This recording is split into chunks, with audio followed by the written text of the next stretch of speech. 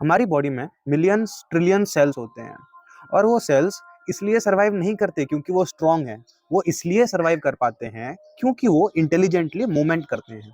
और मूवमेंट का एक ही रूलर होता है। हमारी बॉडी में और सेल्स में क्या होता है, आयोन्स को मूव करना होता है, सिग्नल्स को मूव करना होता है, एक जगह से दूसरी जगह ले जाना होता है। साथ ही साथ वेसाइकल्स को सेल के अंदर अलग अलग जगह भेजना होता है। इसके साथ ही साथ जब सेल डिवाइड होता है तो क्रोमोसोम्स को इक्वल हाफ में डिवाइड करना होता है।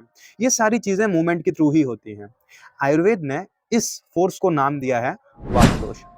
मॉडर्न साइंस ने बस इसका नाम बदल दिया है, like membrane transport, cytoskeletal functions, mitosis और गोल्जी ट्रैफिक।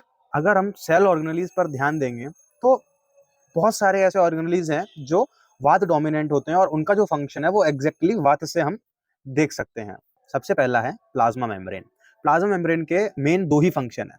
सबसे पहला nutrient supply in and out, and next is signal transmission.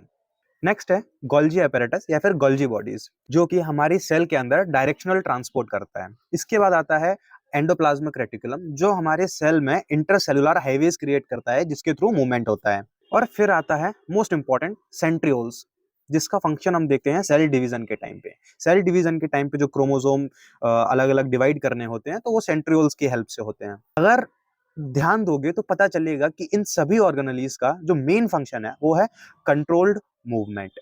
जब बात बैलेंस होता है तो हमारे जो सेल्स होते हैं वो अच्छे से आपस में कम्युनिकेट करते हैं, अडॉप्ट करते हैं और हमारे सेल्स का एवोल्यूशन होता है। बट जब यही बात डिसबैलेंस हो जाता है तो वही मूवमेंट हमारे लिए डिजीज बन जाता है। तो ये था वात का modern correlation with our cell organelles. अगर ये रील अच्छी लगी हो तो अपने सभी दोस्तों को शेयर करो और ऐसे ही और कंटेंट के लिए फॉलो करो।